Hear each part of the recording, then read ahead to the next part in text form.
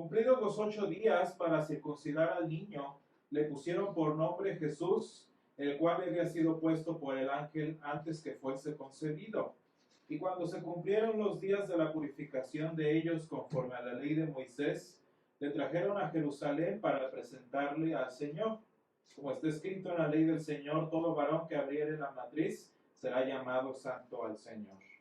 Y para ofrecer conforme a lo que dice la ley del Señor, un par de tórtolas o 2 palominos. Y aquí había en Jerusalén un hombre llamado Simeón, y este hombre justo y piadoso esperaba la consolación de Israel, y el Espíritu Santo estaba sobre él.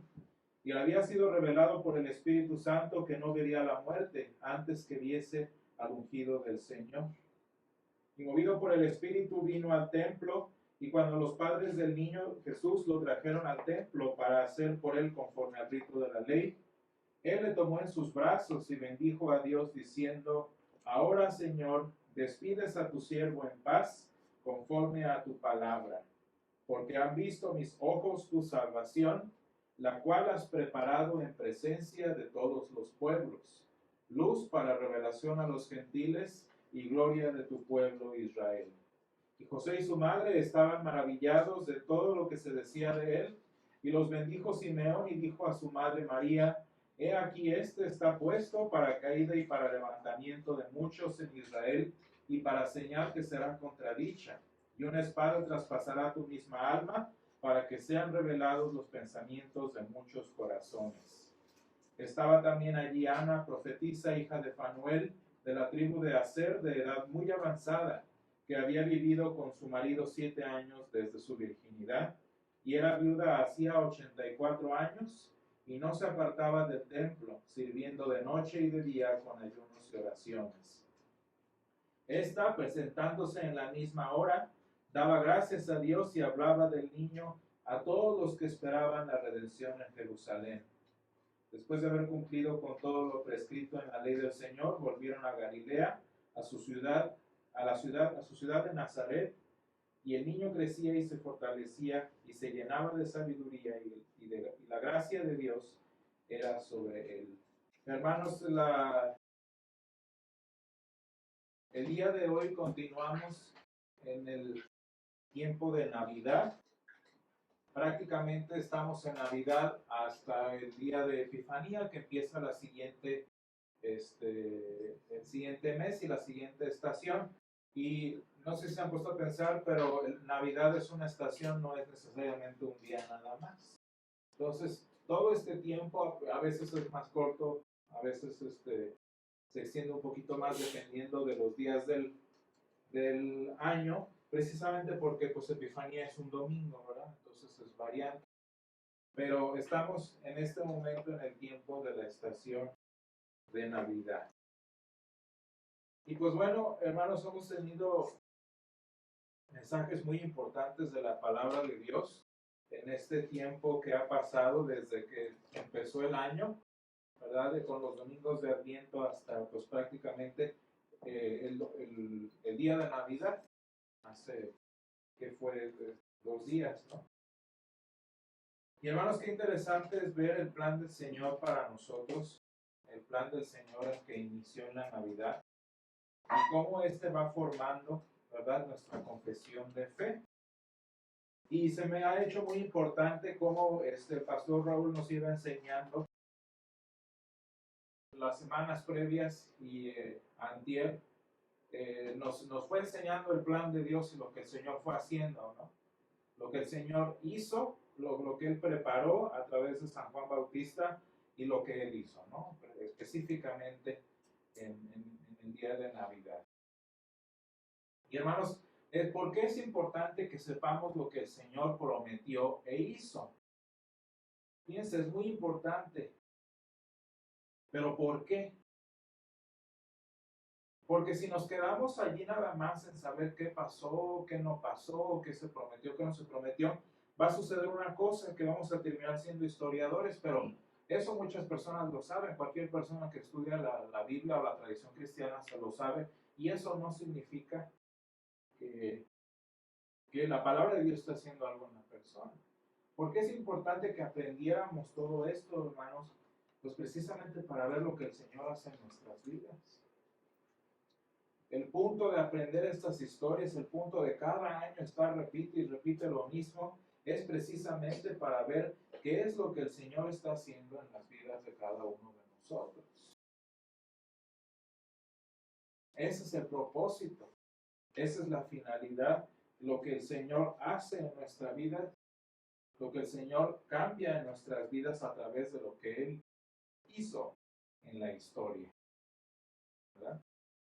Y fíjense que parte de este propósito, de este ministerio que tuvieron los hechos del Señor, lo vemos precisamente en la vida de Simeón. Simeón es un ejemplo muy claro y muy hermoso de la relevancia que tienen los eventos en la vida cristiana.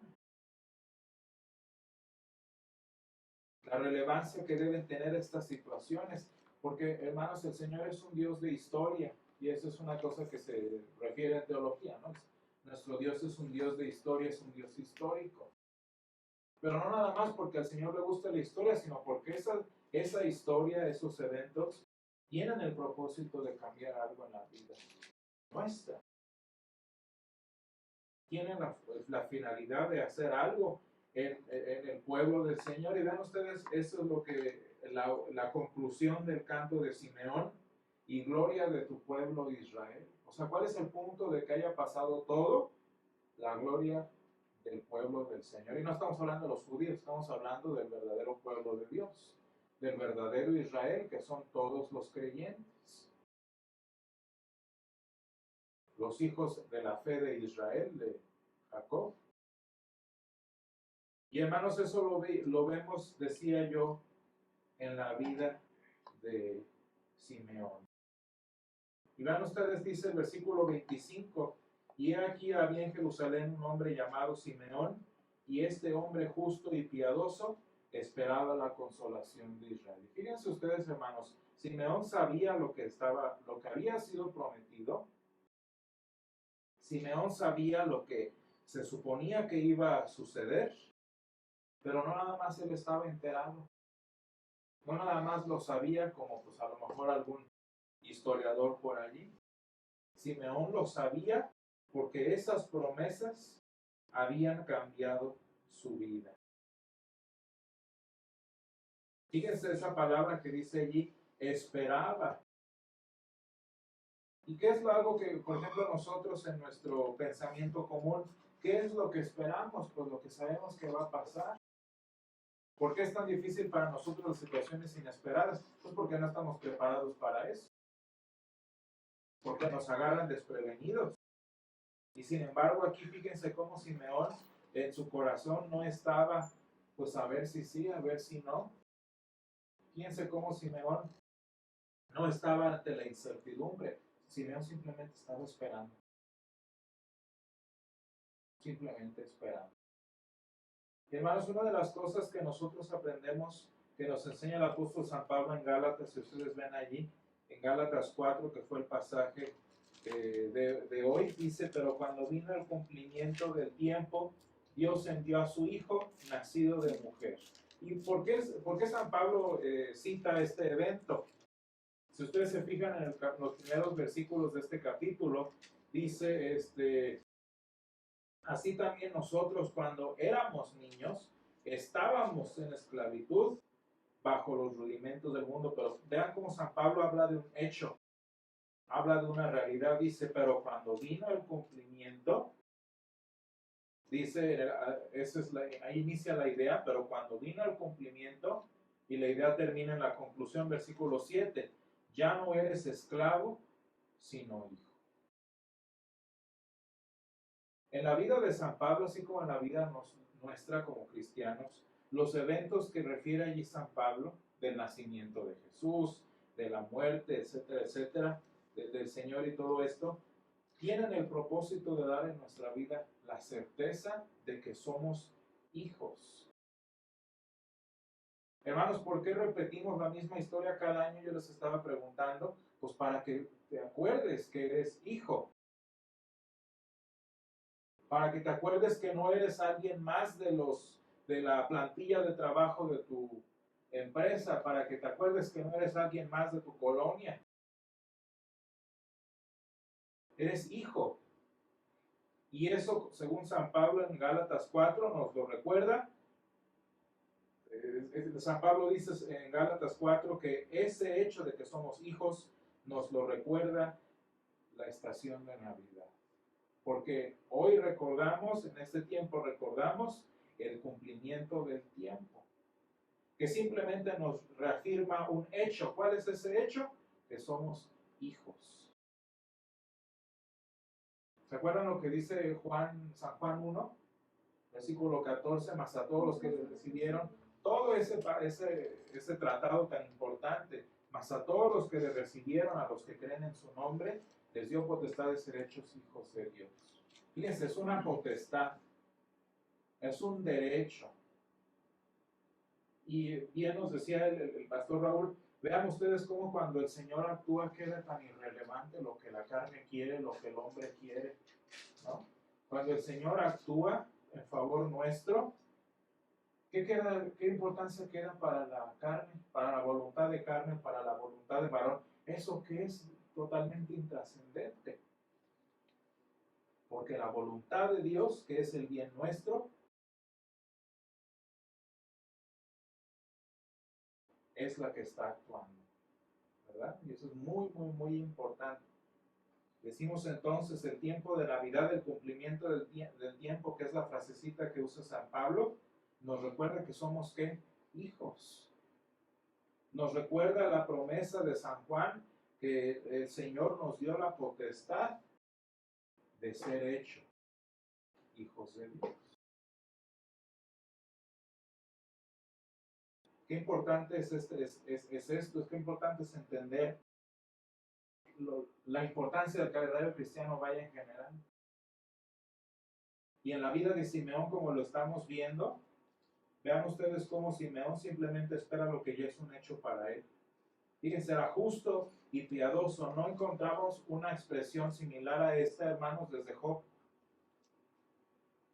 No encontramos unos títulos para un individuo desde el libro de Job, tan enfáticos como suceden aquí con Simeón. Era un hombre, era un varón, dice, justo y piadoso. En hebreo dice, en Job, dice recto. Y como que, ¿por qué la palabra habla eso? Como que, ¿por qué la palabra describe así a Job? Bueno, nosotros hemos aprendido que era porque eran creyentes. Ellos eran hijos. Y vean ustedes cómo Simeón no espera algo que no sabe que va a pasar. Simeón simplemente está esperando lo que ya sabe. ¿Y cómo lo sabe? Pues dice aquí el Espíritu Santo se lo había prometido.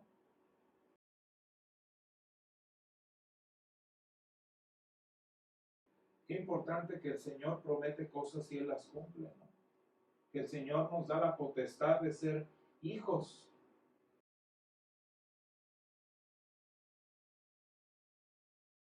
El Señor nos da esa dignidad que es la palabra. La dignidad de ser hechos hijos de Dios.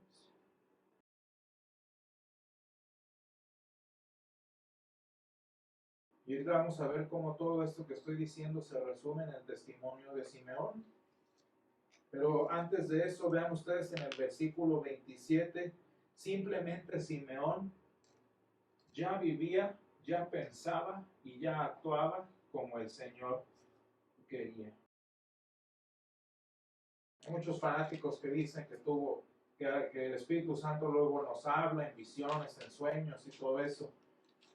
El Espíritu Santo no tiene necesidad de eso si nuestro corazón es como el de Él. Qué triste que te tengan que estar llamando porque no entiendes, ¿verdad? Qué triste que se te tenga que estar apareciendo en sueños porque la palabra de Dios no te entra. No se trata de eso. Simplemente como un cristiano, como un creyente que era Simeón, hace lo que el Espíritu desea hacer. Y fue al templo. ¿Y qué le había prometido el Espíritu Santo? Que no vería la muerte antes que viese el ungido del Señor. Y eso es lo que espera Simeón, ¿no? Dice, esperaba la consolación de Israel. Se fijan que no espera, que Simeón no estaba esperando no morirse, sino ver al Señor. ¿Se han puesto a pensar en eso? Que a Simeón no le importaba si se moría o no, sino ver al Señor.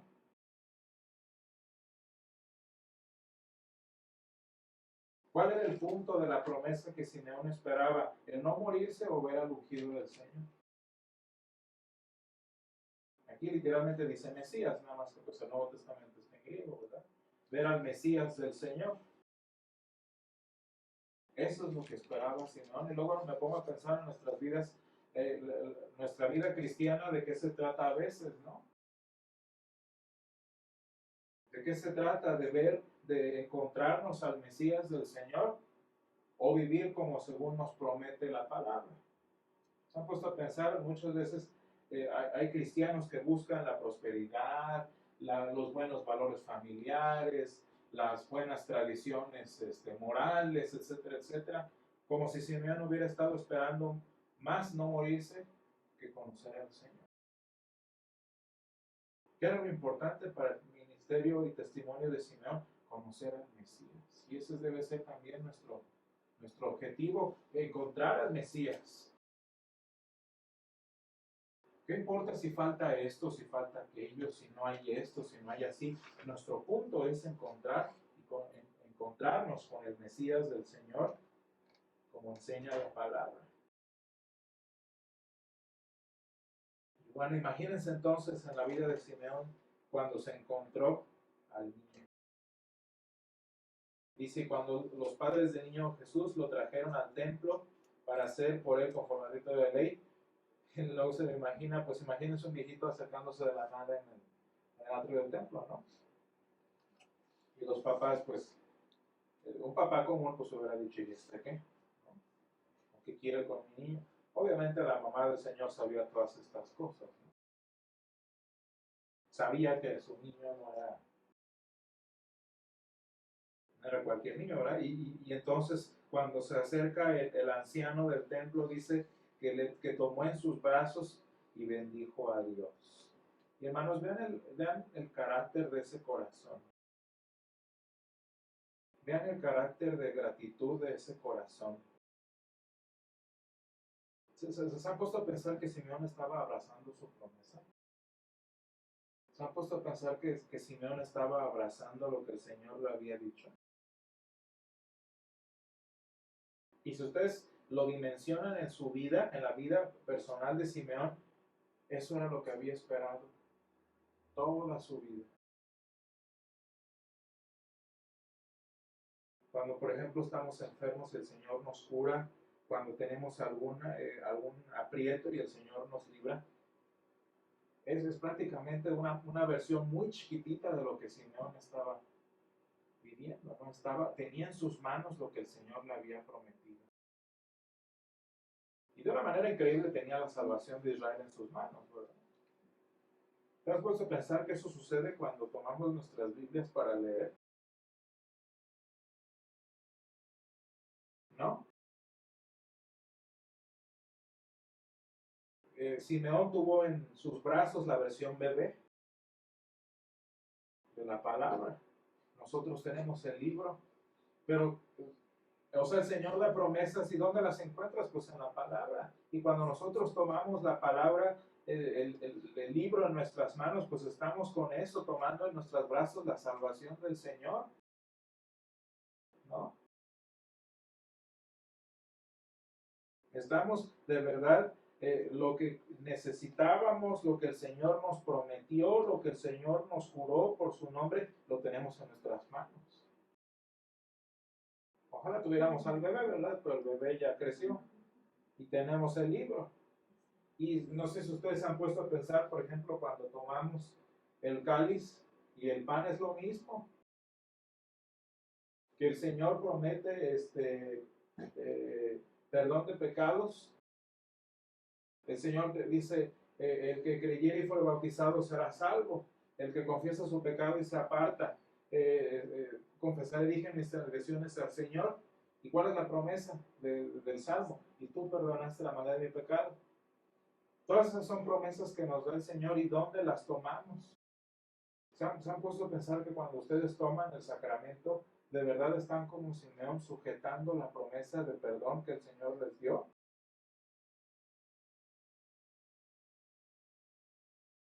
Entonces, vemos en esta serie de eventos lo que sucede en nosotros todos los días. Pero imagínense si Simeón estuviera pensando, ay no, ya me voy a morir. Ay no, esta era mi garantía de vivir eternamente. Y ya me lo concedió el Señor, yo no voy a morir. ¿No? Vean lo que dice, y él tomó en sus brazos, ¿y qué es lo primero que hace? ¿Se pone a contar sus días que le queda? Simplemente dice, y bendijo a Dios. Lo mismo que hace Ana. De ella no nos dice si tomó al bebé, pero vean ustedes cómo su reacción es igual. Dice, daba gracias a Dios y hablaba del niño a todos los que esperaban la redención en Jerusalén. Y entonces, regresando a lo que estábamos viendo aquí para terminar, dice, ahora sí, la oración de Simeón, dice, ahora Señor, despides a tu siervo en paz. ¿Se acuerdan que yo les estaba diciendo lo importante de los eventos que fuimos viendo con el pastor Raúl, estos hechos que si no cambian nuestra vida son irrelevantes? Irrelevantes para nosotros, porque para la eternidad son muy relevantes, ¿verdad? Pero qué triste que para mi corazón se vuelven irrelevantes. ¿Por qué repetimos cada año lo que sucedió en Navidad, hermanos? Pues porque nos recuerda que somos hijos y nos recuerda lo que el Señor ha hecho por nosotros. Y muy importante, hermanos, esto, lo que el Señor hace por nosotros, lo que el Señor promete a nosotros, que en el caso de Simeón fue el ver al Mesías prometido. Todo esto nos muestra un Dios que hace cosas para nosotros y promete cosas para nosotros. Y fíjense, hermanos, que esa es la palabra que ahí nosotros tenemos en español como Señor. Esa palabra es la que nosotros conocemos como déspota. Ya la habíamos visto hace tiempo, ¿no? Esa palabra, Señor, es déspota. ¿Y qué es un déspota? En este tiempo es un peyorativo. La palabra déspota es simplemente el que tiene el poder y el que tiene la autoridad. Y verdaderamente, hermanos, nuestro Dios, el verdadero déspota, el verdadero que tiene el poder y la autoridad, decide actuar en nuestro favor. Y eso, fíjense como que, ¿por qué dice eso Simeón? Pudo haber dicho Señor simplemente y no. Simeón no dice Señor, Simeón dice déspota, poderosísimo. Porque Simeón está afirmando que ese déspota que actúa en favor de la humanidad, que promete cosas en favor de la humanidad, había cumplido su promesa en él. Qué bonito, hermanos, que cuando nosotros leemos la palabra, cuando nosotros participamos del sacramento, estamos encontrándonos con nuestro Dios poderosísimo, con nuestro déspota. Y hermanos, para terminar en nuestra vida, pues las promesas del Señor son nuestro principio, son nuestro presente y son nuestro futuro. ¿Qué más le quedaba a Simeón? ¿Qué más hubiera esperado Simeón si lo que el Señor le había prometido se había cumplido?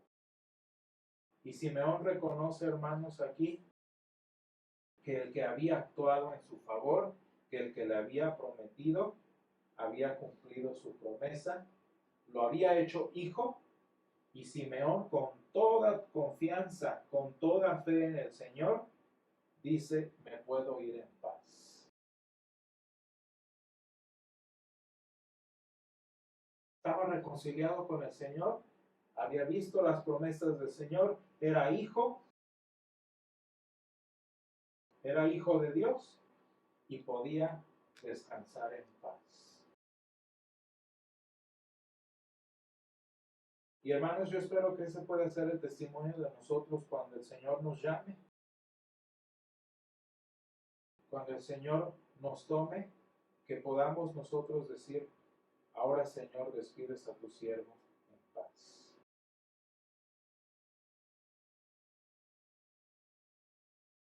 Y cuando nos pregunten por qué nos podemos ir en paz, porque así nos lo prometió la palabra y porque mis ojos han visto tu salvación. Hermanos, que en este año que inicia y en este año cristiano que iniciamos también hace tiempo, podamos ver esto todos los días, ver la salvación del Señor en el libro que nos la da y en el sacramento que nos la ofrece.